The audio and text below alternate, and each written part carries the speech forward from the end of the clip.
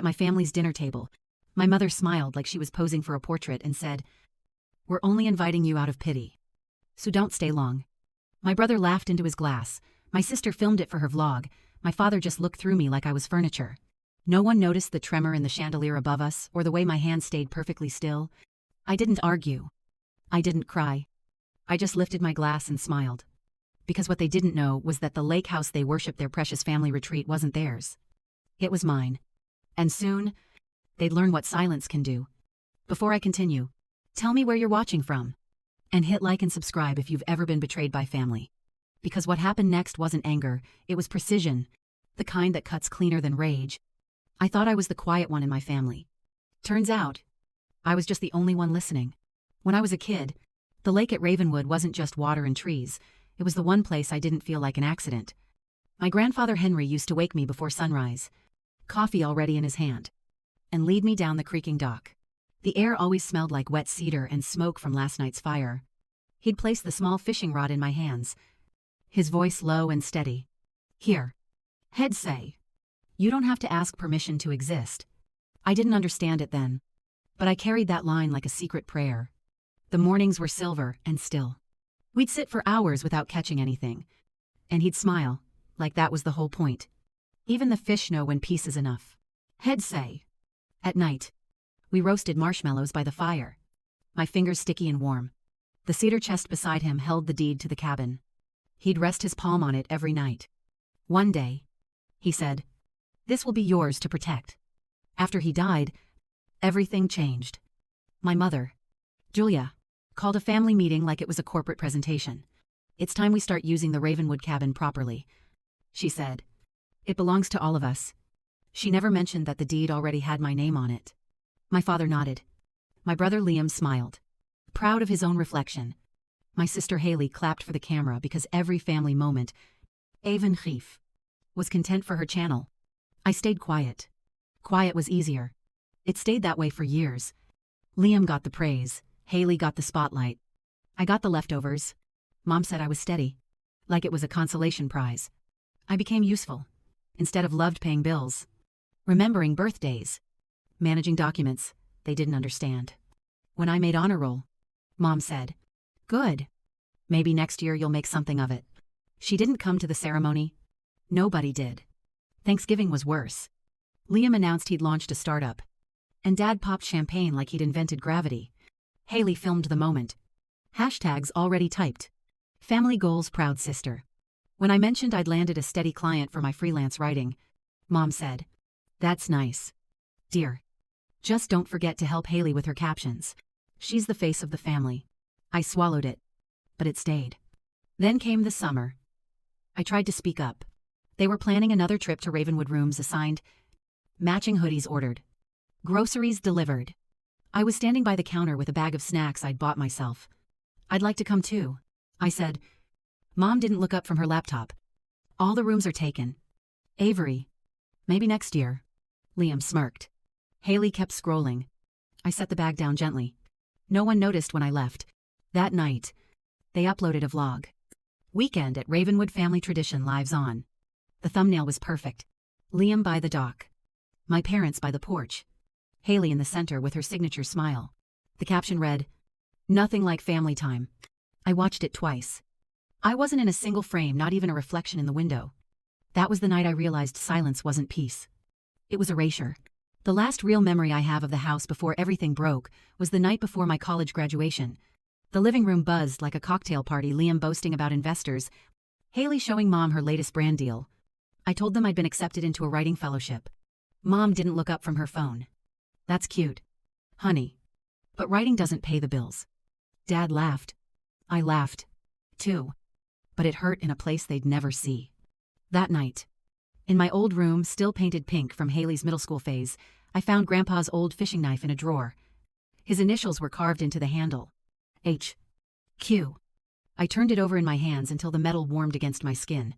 Back then, I thought the weight of it meant protection. I didn't realize it would someday remind me what courage felt like. After college, I moved to Seattle, where silence became routine. I worked freelance jobs from a tiny apartment that smelled like burnt coffee and printer ink. My parents rarely called. The only time they did was when they needed something. A tax form. A signature. My stable credit. I started keeping a folder labeled Family Documents. It wasn't nostalgia. It was survival. Every summer, my phone filled with photos from their cabin trips.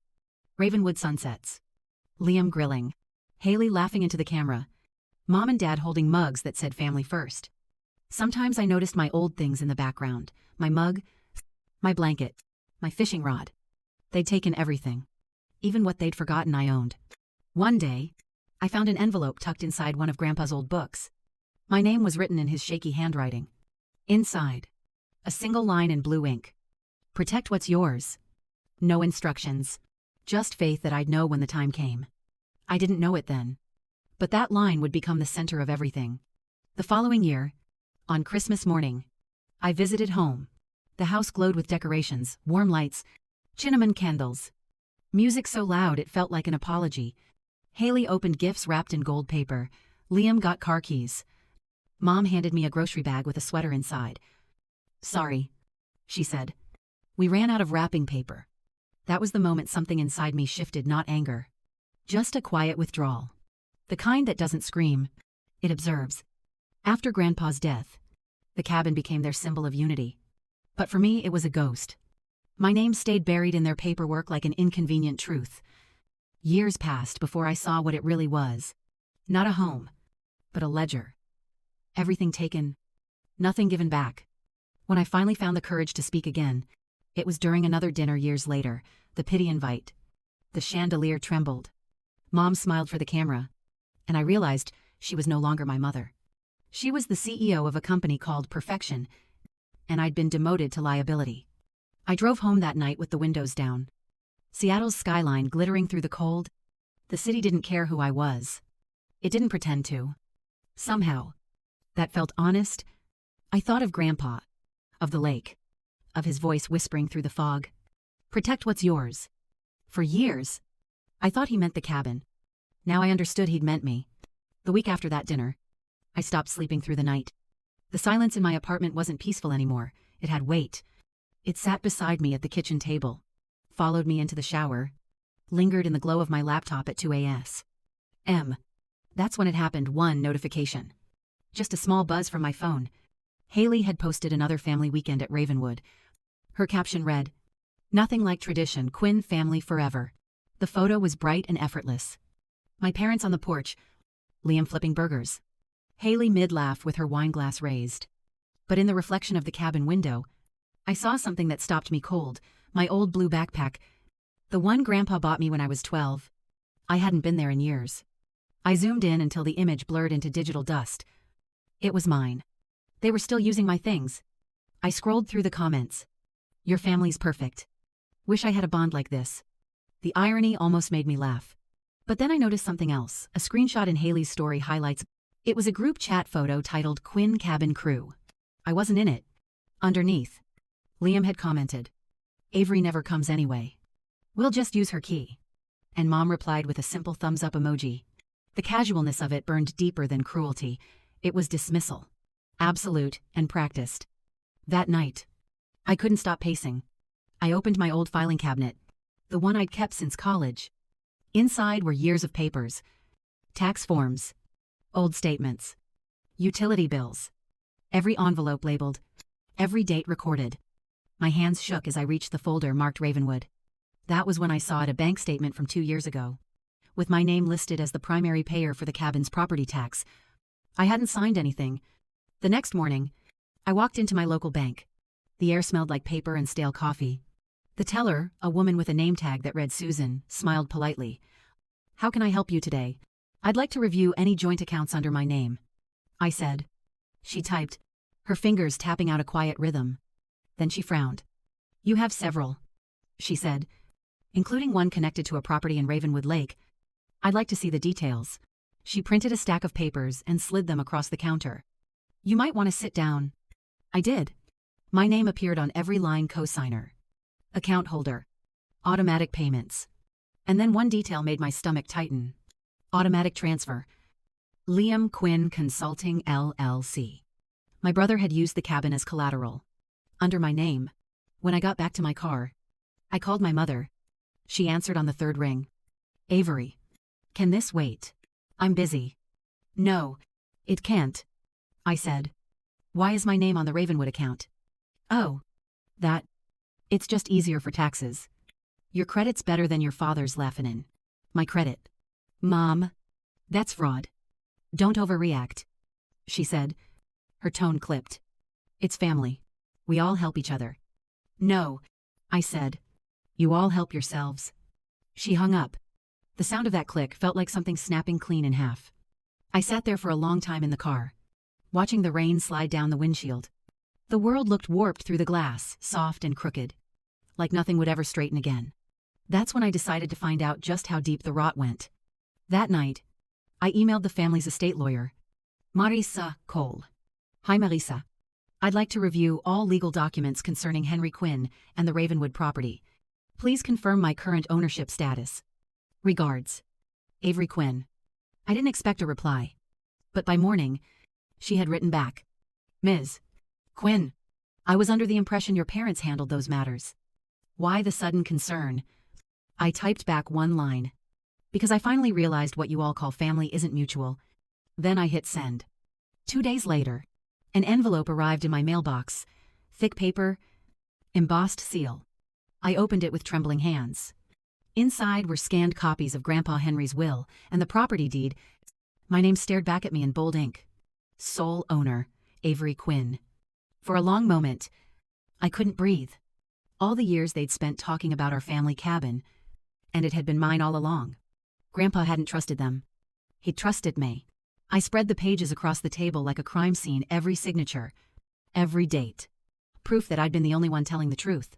I didn't cry. I laughed. Softly. The kind of laugh that sounds more like disbelief than joy.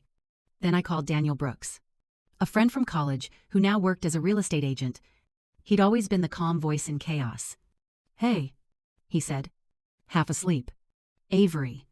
Wow. Long time. Everything okay? I need to sell a property, I said. Which one? The cabin at Ravenwood. A pause. The one your family uses. Yes, but they don't own it. The line went quiet for a second. Then his tone changed steady. Professional. Send me the paperwork. I'll keep it off the market listings. It was the first time in years someone believed me without asking for proof. That night, I didn't sleep. I printed copies of every document, scanned backups into a drive, labeled folders with meticulous precision. Deed. Original bank fraud evidence exit plan. The sound of the printer filled the room like a heartbeat. By dawn, I had a plan clean, silent, surgical. When Marissa called the next morning, her voice was unusually tense. Avery, I've confirmed your grandfather's documentation. You are indeed the legal owner. I recommend transferring all related files to your name immediately. I already have, I said. She hesitated. You understand this could escalate. I'm counting on it. From that moment, everything moved fast. I closed joint accounts, disabled autopay, and removed secondary users. Each click on the bank portal echoed like a door slamming shut. Close account. Remove name. Confirm. The beeps were almost musical. At 5 p.m., Haley texted. Mom's planning the trip. Are you coming or not? I looked at the message for a long time. Then, let it fade to black. The next morning, Daniel called again. Got a buyer, he said. Cash offer. No inspection. Retired couple from Oregon. They want somewhere quiet.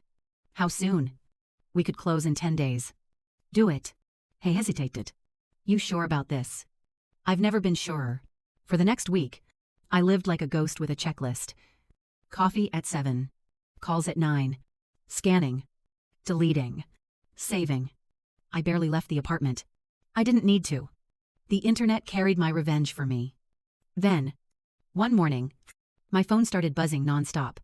Mom. Avery. What happened to the property tax account? Liam. Why did the payment bounce? Are you screwing with the system? Haley. Can you at least tell us if you're coming this weekend? I ignored them all. That afternoon, Daniel emailed. Sale complete. Funds transferred. No explosion. No soundtrack. Just quiet finality. By the time my family arrived at Ravenwood, the sold sign was already planted in the dirt. Haley started live streaming their arrival smiles. Laughter until Mom noticed the new lock code and the empty driveway. Her voice cracked mid-sentence. Wait, what the hell? The camera shook. Then, silence. The stream cut. But the damage was done. Screenshots spread fast. People began asking questions online. Wasn't that Avery's property? Good for her. That was the first twist they hadn't planned for. By nightfall, my phone was a storm of calls. Voicemails. Please. Mom's voice trembled in one. This isn't how family handles things. You can't just erase us. I let it play to the end. Then deleted it. They had erased me first. The next evening, the city outside my window looked washed clean. Like someone had wiped the world down and started over. The rain had stopped, leaving the streets slick and glowing under the amber streetlights. Inside, my apartment was immaculate, every document stacked in precise order. Every page labeled. The quiet wasn't heavy anymore, it was waiting. At 8:07 p.m., the buzzer rang. One long, impatient tone. I didn't need to ask who it was. I pressed the intercom. Come up. The elevator groaned its way to the 5th floor. Un moment later, the knock came soft, restrained. When I opened the door, my mother stood there, drenched from the drizzle. Eyes puffy, coat half-buttoned. For the first time in years, she looked uncertain. Can I come in? You already have, I said, stepping aside. She scanned the apartment, the chipped mugs, the small couch, the stack of paperwork. So this is where you've been hiding. This is where I live, I said. Where I breathe. She set her purse down, but her tone sharpened. You've caused a disaster. Avery. Your father's embarrassed. Liam's furious. You sold the cabin. Closed all the accounts. Yes. Her voice rose. Soft, but venomous. Do you have any idea what you've done to this family? Yes. I said again. I stopped being the foundation you build on and forgot existed. She flinched. You always twist things. We did what we had to do. It's called trust. It's called theft. I said quietly. You forged my name. Used my credit. Lied about ownership. Her nostrils flared. Eyes cold. Don't dramatize. We kept things running. You would have lost it all without us. That made me laugh a sharp AG. Small sound. You mean the cabin Grandpa gave me? The one you rebranded into your stage set? Her face tightened. For the first time, the performance slipped. I built this family from nothing. She whispered. I can't let you destroy the picture. There's your problem, I said. You care more about the picture than the people in it. I reached over, slid a folder across the table toward her. Inside, deed copies, bank statements, Marissa's confirmation email. That's everything, I said. Every lie in black and white. She didn't touch it. She just stared at me, jaw trembling, until her voice cracked. You think this makes you free?